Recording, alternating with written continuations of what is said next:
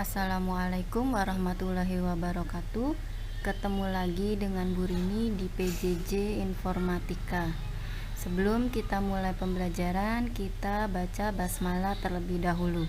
Bismillahirrahmanirrahim. Rabbi zidni ilma warzuqni fahma. Ya Allah, tambahkanlah kepadaku ilmu dan berikanlah aku kemudahan untuk dapat memahaminya. Untuk materi kita hari ini yaitu tentang model dan prediksi data. Dengan tujuan pembelajarannya adalah peserta didik dapat mengenal bahwa data dapat bersifat kompleks dan dapat didekomposisi menjadi elemen-elemen data. Dekomposisi di sini maksudnya adalah proses pemecahan data menjadi elemen-elemen data yang lebih sederhana. Sebelum kita masuk ke model data, kita review dulu jenis-jenis data. Jenis-jenis data terbagi menjadi 3, yaitu jenis data numerik yang biasa didapatkan dari pengukuran kuantitatif. 2. Jenis data kategorik biasa berbentuk pilihan dan tidak memiliki makna secara matematis. Contohnya jenis kelamin, kategori barang, dan genre film.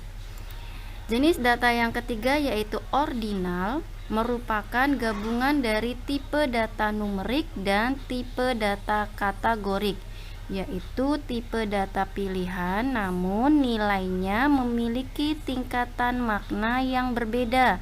Contohnya grade nilai A, B, C, D, dan E, di mana nilai A lebih besar dari nilai B, kemudian nilai B lebih besar dari nilai C lebih besar dari nilai D lebih besar dari nilai E. Untuk jenis data numerik itu sendiri terbagi lagi menjadi 2, yaitu discrete, tipe data yang berbentuk bilangan bulat. Contohnya usia seseorang, ukuran sepatu, jumlah siswa dalam satu kelas. Lalu kemudian ada continue, tipe data yang rentangnya tidak terbatas, biasanya dalam bentuk pecahan atau desimal. Contohnya nilai seorang siswa. Masuk ke model data. Model data dapat dikatakan sebagai suatu cara untuk mempresentasikan data, batasannya, serta hubungannya berdasarkan fakta di dunia nyata. Representasi ini dilakukan dengan cara menganalisis kebutuhan di dunia nyata. Dengan membuat model data, kita dapat membuat perantara untuk mentransformasi data tersebut agar dapat diproses oleh sistem atau komputer. Masuk ke jenis-jenis model data. Jenis-jenis model data terbagi menjadi 2. Yang pertama ada model data berdasarkan objek. Lalu yang kedua model data berdasarkan record. Model data berdasarkan objek terbagi lagi menjadi 3. Yang pertama ada model entity relationship atau ER, model data semantik, model data berorientasi objek. Dan untuk model data berdasarkan record terbagi menjadi 3, yaitu model hierarki, model jaringan, dan model relasional. Kita masuk ke model data yang pertama yaitu model entity relationship atau ER. Merupakan model data yang memetakan objek dunia nyata sebagai suatu entitas. Karakteristik dari ER sendiri yaitu 1. Memetakan suatu objek sebagai entitas. 2. set entitas merupakan kumpulan dari entitas-entitas yang sama. 3. Atribut merupakan hubungan antara satu entitas dengan entitas yang lain. 4. Relasi merupakan hubungan antara satu entitas dengan entitas yang lainnya. 5. Memetakan entitas, atribut, dan relasinya dengan menggunakan simbol. Adapun simbol-simbol dasar yang biasa digunakan IR adalah sebagai berikut. Yang pertama ada set entitas, disimbolkan dengan persegi panjang, digunakan untuk menggambarkan objek-objek di dalam dunia nyata. Yang kedua ada set relasi, disimbolkan dengan belah ketupat, digunakan untuk menghubungkan set entitas dengan set entitas lainnya. Yang ketiga ada atribut, disimbolkan dengan elips, digunakan untuk mendeskripsikan karakteristik setiap entitas. Dan yang terakhir ada garis, digunakan sebagai penghubung antara set relasi dengan set entitas ataupun menghubungkan set entitas dengan atribut. Masuk ke kardinalitas. Kardinalitas digunakan untuk menunjukkan jumlah maksimal suatu entitas yang dapat berelasi dengan entitas lainnya.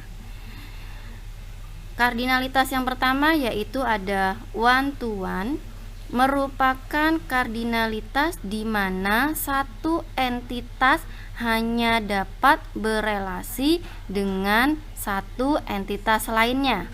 Contoh, satu orang penduduk memiliki satu buah KTP. Berikutnya ada one to many, menunjukkan jenis kardinalitas di mana satu entitas A dapat berelasi dengan banyak entitas B lainnya. Adapun satu entitas B hanya dapat berelasi dengan satu entitas A. Contohnya, satu orang penduduk memiliki banyak BPKB. Berikutnya ada many to one, merupakan jenis kardinalitas di mana satu entitas A dapat berelasi hanya dengan satu entitas B.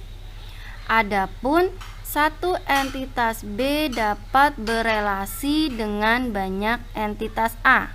Contohnya, beberapa siswa terdaftar dalam satu buah SMA. Selanjutnya ada many to many, merupakan jenis kardinalitas di mana banyak entitas dapat berelasi dengan banyak entitas lainnya dan berlaku sebaliknya. Contoh, beberapa siswa atau banyak siswa terdaftar dalam beberapa ekstrakurikuler, atau berlaku sebaliknya, beberapa ekstrakurikuler dipilih oleh beberapa siswa. Berikut ini merupakan contoh IR sederhana yang menggambarkan hubungan dari tiga entitas, yaitu entitas siswa, entitas ekstrakurikuler, dan entitas guru. Di mana entitas siswa memiliki hubungan dengan entitas ekstrakurikuler. Ya, beberapa siswa terdaftar dalam beberapa ekstrakurikuler. Dan entitas guru memiliki hubungan atau relasi dengan entitas ekstrakurikuler, yaitu satu orang guru membimbing satu ekstrakurikuler. Sementara untuk atribut dari entitas siswa yaitu ada nomor telepon, NIS, jenis kelamin, nama, dan alamat. Atribut untuk entitas ekstrakurikuler yaitu ID ekskul, nama ekskul, dan jenis. Sementara untuk entitas guru atributnya adalah nik, nama, jabatan, dan nomor telepon. Masuk yang kedua yaitu model semantik. Model data semantik adalah model data yang mirip dengan model IR. Namun, dalam model semantik ini, relasi antar objeknya tidak digambarkan dalam simbol, melainkan dengan kata-kata. Berikut ini merupakan contoh model semantik sederhana yang menggambarkan hubungan antara bank, tabungan, customer, dan nama customernya. Perhatikan di sini, entitas bank memiliki hubungan atau relasi dengan tabungan, yaitu melayani. Di sini cukup menggunakan kata-kata, tidak gunakan simbol. Kalau di IR, relasinya menggunakan simbol, kalau di semantik cukup menggunakan kata-kata. Lanjut yang berikutnya, untuk entitas tabungan memiliki hubungan dengan customer, ya, yaitu tabungan mempunyai customer dan customernya adalah Amir. Untuk atribut dari tabungan sendiri yaitu nomor rekening dan saldo. Sementara untuk atribut dari Amir yaitu alamat dan nomor rekening. Masuk yang berikutnya adalah model data berorientasi objek. Model data ini adalah model data berorientasi pada objek. Namun, objek tersebut terisolasi dan tidak dapat memiliki relasi secara langsung dengan objek lainnya dan merepresentasikan objek sebagai kelas. Kalau di IR dan model semantik, objeknya direpresentasikan sebagai entity. Kalau di model data berorientasi objek, direpresentasikan sebagai kelas. Karakteristik dari model data berorientasi objek yaitu 1. Memetakan objek sebagai kelas. 2. Atribut merupakan karakteristik dari kelas. 3. Fungsi atau prosedur merupakan sifat atau fungsi yang dapat dilakukan oleh suatu kelas. Oke, berikut ini adalah contoh dari model data berorientasi objek, yaitu di sini ada kelas mobil. Di dalam kelas mobil ini terdapat berbagai macam jenis mobil, di antaranya jenis mobil convertible, sedan, sport, dan yang lainnya. Untuk atribut dari kelas mobil itu sendiri yaitu jumlah kursi, jumlah pintu, jenis transmisi, dan yang terakhir ada mesin, ya.